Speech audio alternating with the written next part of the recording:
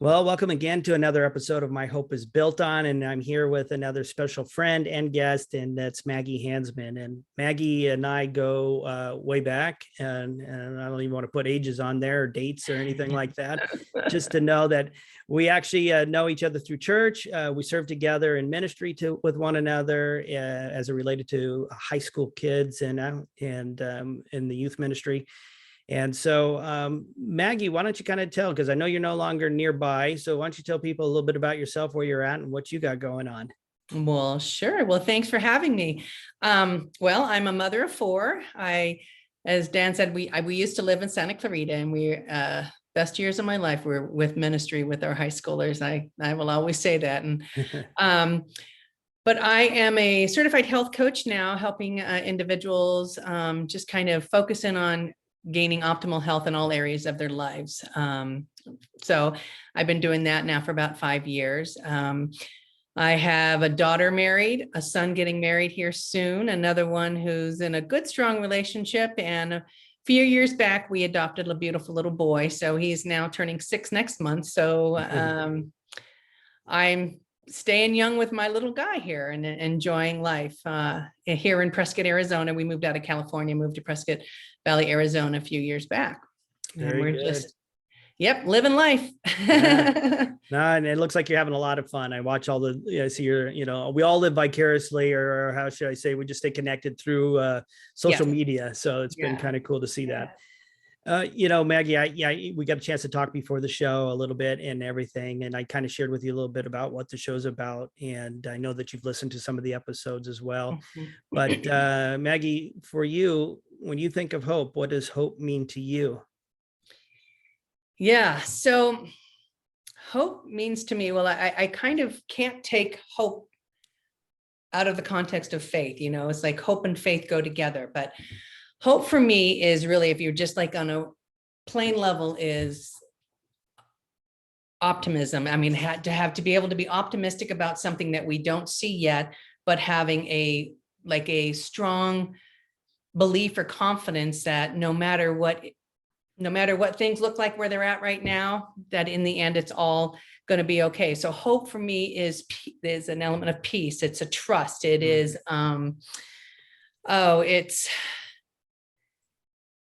it's just really at the core for me, believing. I spent many years in hopeless. I mean, without hope, we are hopeless, right? Yeah. Yep. So, but being able to live this life, no matter what circumstances are going on around me, to have that center core of me know that whatever is happening, it's not happening to me, it's happening for me.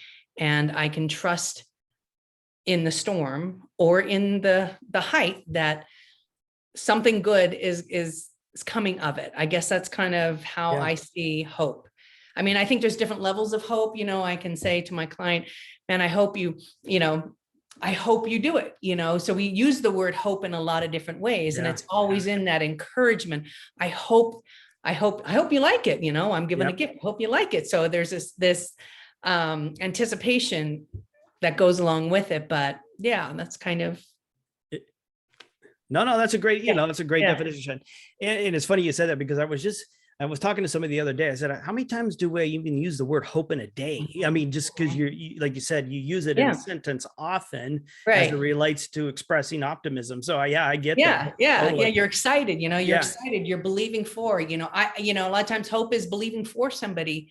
When they're not believing for that they can do it in themselves. And that's something that through what I do, I'm able to really, speak life and speak encouragement, speak hope into them, because most people have tried getting on their feet with their health and they fall, so that's kind of how I was thinking as I was thinking about knowing I was sharing, just like, how many times do we use the word hope, and how many different, and there's different levels to it, I think in the depth of it. So No, and it's really kind of cool, because one of the things I always share with people on this show is that it really is if you're going through a hopeless situation, sometimes you need to borrow somebody else's hope.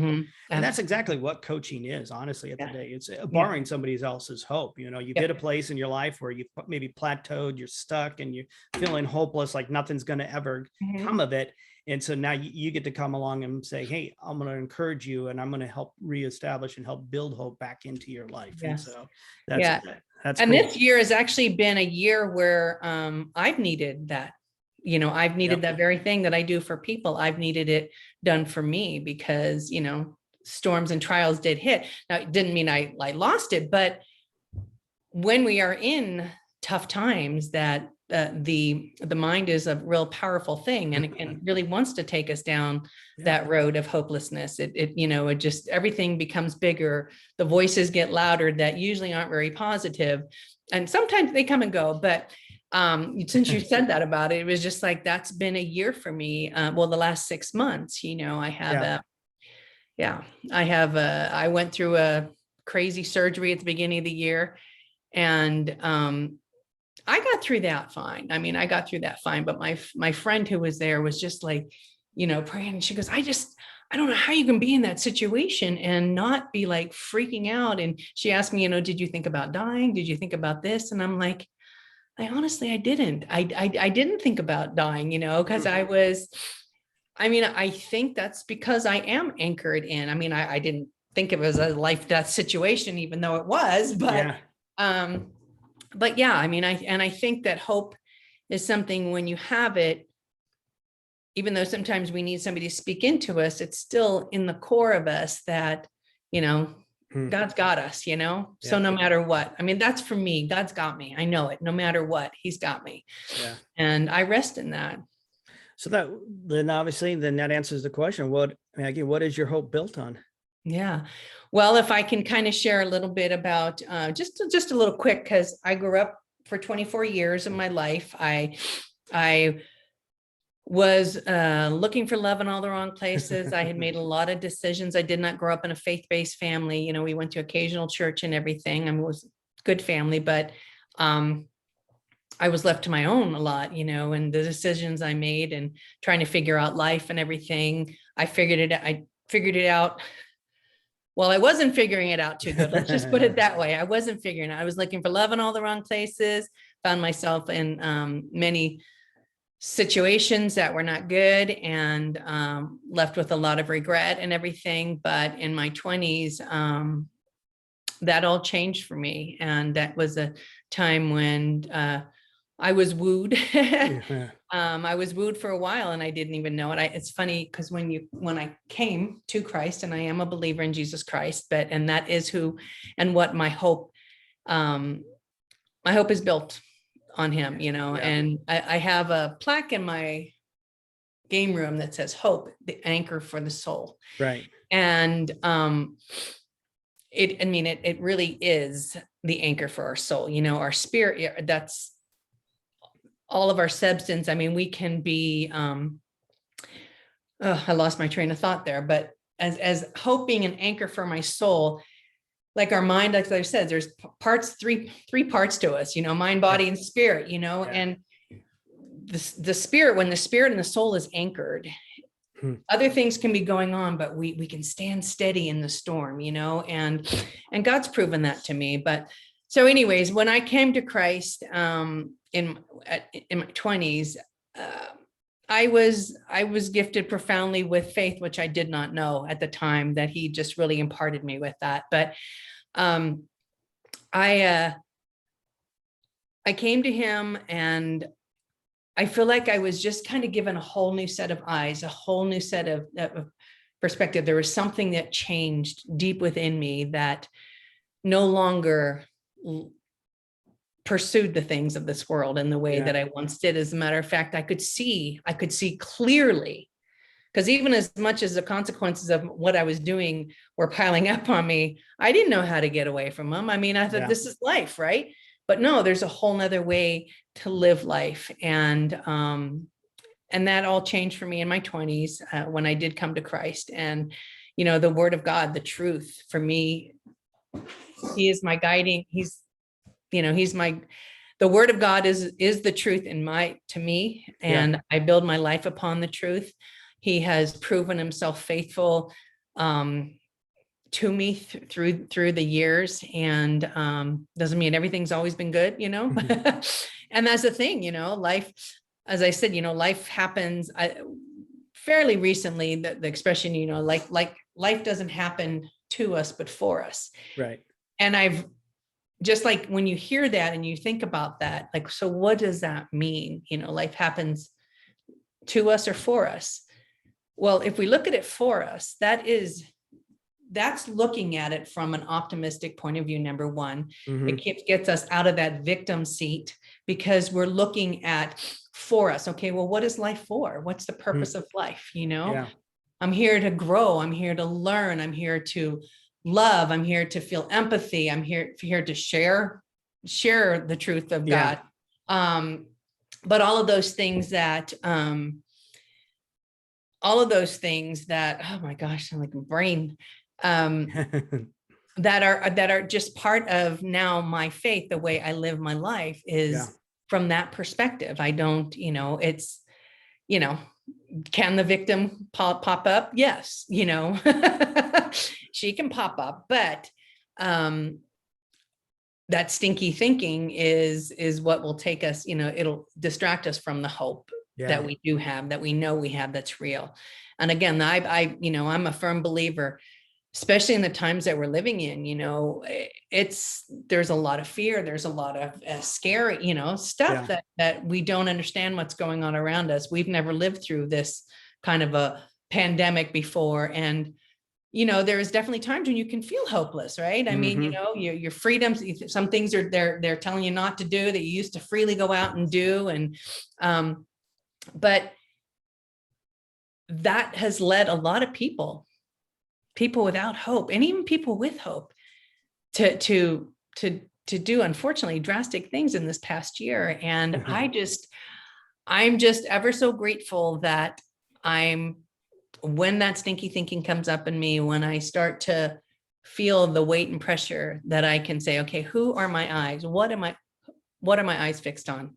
Who are my eyes fixed on? Yeah. And when I have those check questions, it's like, usually every single time when I'm spinning and I'm feeling anxious or chaotic or anything like that in my spirit, it's because I'm looking at the world. I'm looking at the news. I'm looking at the circumstances of life, instead of grounding myself back in. Okay, but God, what do you say? Who do you say? What do you tell me? What are you speaking to me? And yeah, so that was kind of a long answer. Sorry. No. That's really good. And I think, when you listen to people too, I mean, the victim mentality aspect of life is really one of the biggest challenges. And when you get into a victim place, it's so easy to get sucked into that hopeless state. And what just, even what is a quick truth to help pull you out of getting into that victim mindset? I mean, I know you said you focus on God's word, but maybe there's a go-to one for you that is just foundational for you. I know I put you on the spot, but no, I mean, I've just kind of gone through something in the last few months where I was, in my own mind, kind of, my mentality was a little more, I didn't really recognize it as victim mentality, and what is victim mentality? I mean, there's degrees of it too, right? Yeah. But basically we're sitting in a place where we're feeling helpless, we're feeling hopeless, we're feeling like the world's against me, the people that, everything that is positive is now a negative. And we're sitting in this place that it's not owning, taking responsibility for my own thoughts. So the most powerful truth for me is, there's a couple, but what am I thinking on? So I go to the word. God tells me to dwell, think upon things that are good, pure, following that. Okay. So is that what I'm doing? What pulls me out? What pulls me out, honestly, will always be his truth. I mean, it will always be his word, that he allows me to see. Trust in the Lord with all my heart and lean on my own understanding. Okay. What am I seeing in my life show up right now? What's going on? And allowing, and really, honestly, it's truly being open and honest to correction, being open and honest to, Lord, show me, or let people in your life who you're accountable to show me what's going on. What are you seeing in me that's shifting? Help me to get back on that path. Cause I'm certainly, I would say a good portion of my life, I'm not a victim, but I definitely can go there. And it's always humbling too, because you see it, you can kind of see it a little more quickly in other people, but not recognize it as quick in yourself. But Yeah. basically, it'll stand you. When you are in victim mentality, it can really stand you in you're just standing still while the world's going on around you. And you're just kind of looking around going, what about me? Yeah. No, I get it. And, I think, And it's not to say that there are not people victimized in this world and all of no. And yeah, again, just to clarify, because I know that, I know there's a lot of people, we have been, but at the end, even in that, you see these stories of people who rise up because they are not going to let, really when you're a victim is when you're letting anything else but your own personal responsibility control your outcome, control your attitude, your outcome, it's, yeah. Yeah, no, I mean, and again, like you said, don't get me wrong. I mean, there's a lot of people that have gone through some things that they were victims of something, right? Yes. Whatever it was a crime. It could be of anything. And so there is some, like you said, varying degrees of victimless. But like you said, there still is an individual responsibility that one has to take for that. And that may even be a level of or degree of forgiveness for that person that was, even though it was wrong, it's a freeing thing for you to help you overcome. And so that's, I really appreciate you sharing that. One of the things I've always shared too, is I always think of is hope is what we've talked about is the foundations or truths that we're built on. And so that's how we find our hope.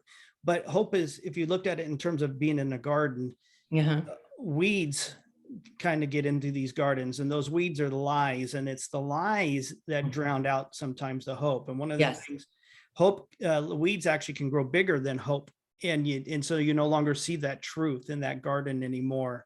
So in the garden of truth, there's lies, and if we're not nipping and pulling those lies out as we go along, they can begin to overtake us and overshadow the truths that we're built on. And so, thank you again for sharing that. Did you, you look like you had another thought you wanted to share as I was No, I was just listening to you. Yeah. But, how has it been, and even as a mom, I think you've taken on some challenges here lately too, even with the adoption and all that stuff. Has that been a challenge for you, even in that whole area? No, that one comes pretty natural. Yeah. I have to say. And I didn't have, what, my hat goes off wholeheartedly to the men and women and the families who bring in a child who has really been a victim to some terrible thing. So I can't say, I mean, does it require patience? Does it require a lot of things as you're going through the system? Absolutely. But I can't say that that's been one of my most challenging. But, one of my kids growing up was my one who, probably put a few gray hairs on me. And it's funny because he was the most like me. And I will not say names. But there were times when I had to really, really just pray and put my hope in the promises, of the Lord, and be the parent that I needed to be in the time, when all this stuff was going on, that I didn't completely lose it, Right. But what was your question again? What was the challenge? I'm sorry. No. I was just talking about just even the challenges of motherhood. At any time, did you ever feel in the state of hopelessness as well? Because, I think there is a lot of moms that do, because and right now we're out of the phase of, well, you're actually still, you got a 6-year-old now with the adoption. So you're not started kindergarten. But a lot of parents are finding hopelessness too, because they're scared to death with the facts of what's going on in our world today, that they're scared to death to put their kids into school, and so there's this fear. And again, the opposite of hope is fear too, right? Hopelessness is grounded in fear, So I mean, what have you done just to kind of stay hopeful during this situation? I know you're going to probably tell me it's your foundation, right? But Well, I mean, to be honest with you, I mean, like right now, there are things that are going on in the school system that I don't agree with, and I'm very much, and without, so there are things that I'm uncomfortable with right now that could be, and I'm not sure, the route that I'm going to take yet with Stefan and his course of education and all that. I'm not at peace, but it doesn't mean that I'm just not at peace with where things are at. So I'm praying, and I am really like seeking, and doing my due diligence in what's offered here. Let's just put it that way, in the public system. But every public school system is a little different as far as I know, and depending on the state you're living in. But I just think the challenges of being a mom,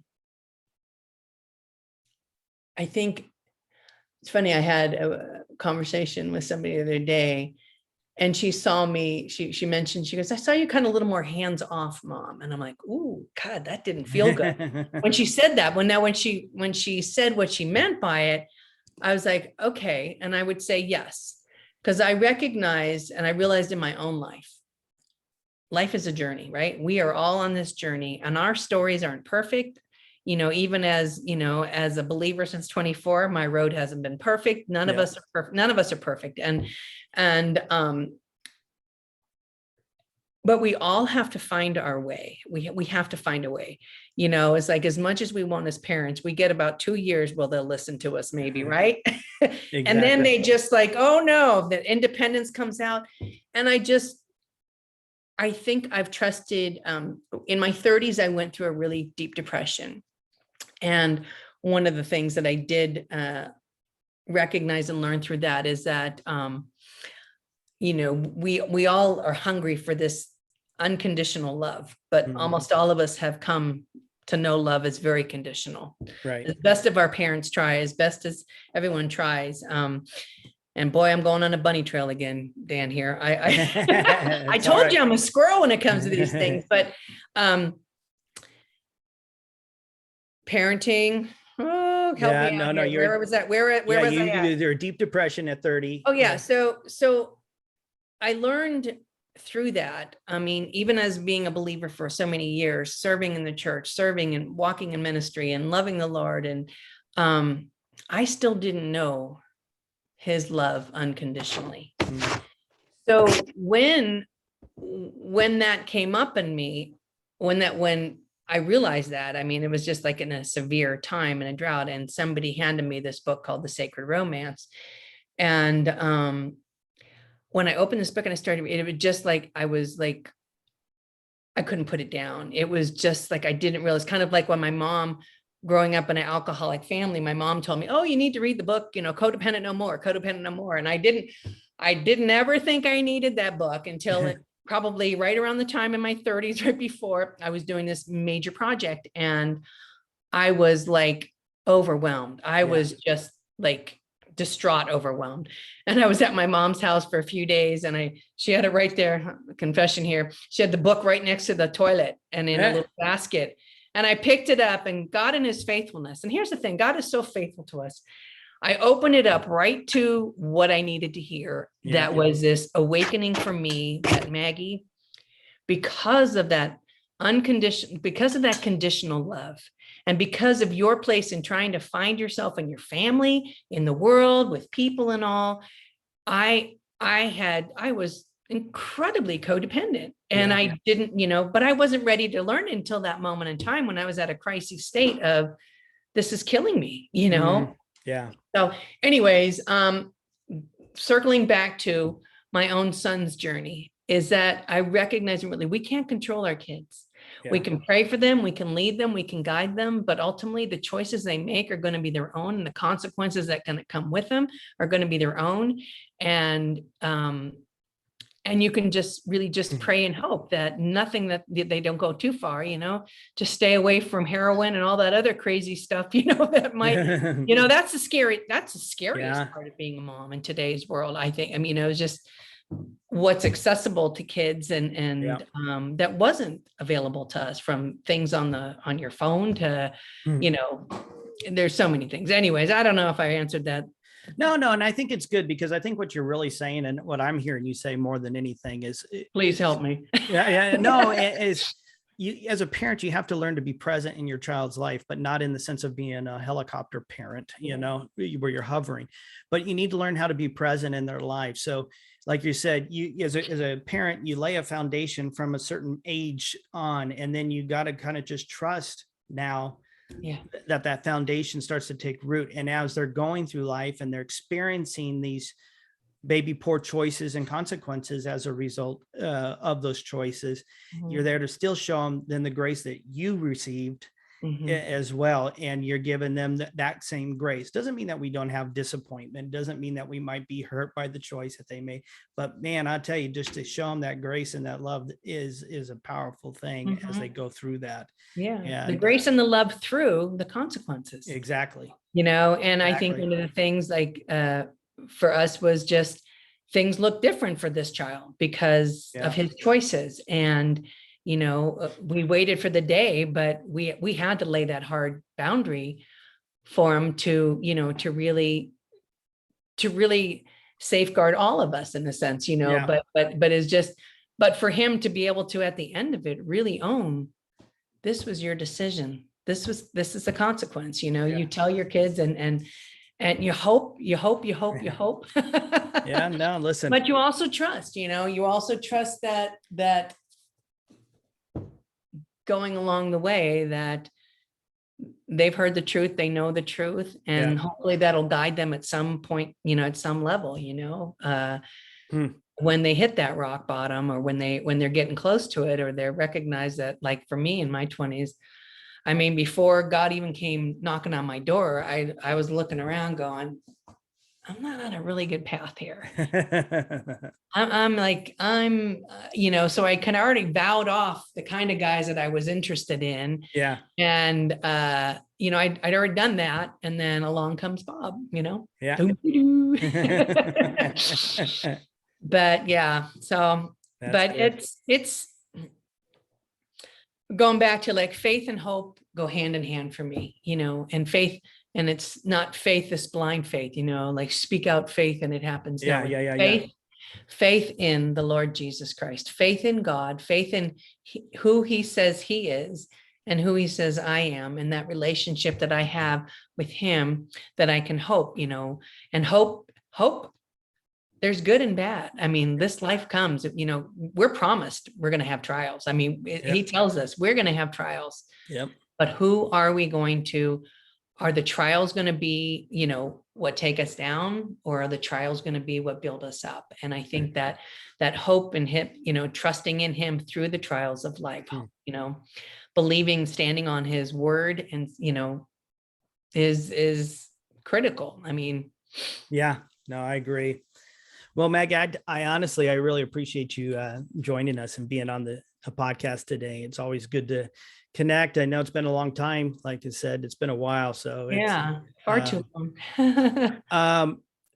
In the show notes, if anybody's interested in health coaching, I'm going to put down some information for people to get a hold of you. So if they're interested in any health coaching, maybe you might, and if they have any questions, maybe they can reach out to you via your email or whatever as well. Just maybe you said something today that resonated and they wanted to hear something or from Maggie Hanzmann on Facebook. You can always send me a message. Yeah, I'm totally low key, my friend. So yeah. And that's been, that's become like my passion and my ministry for now, is just helping people.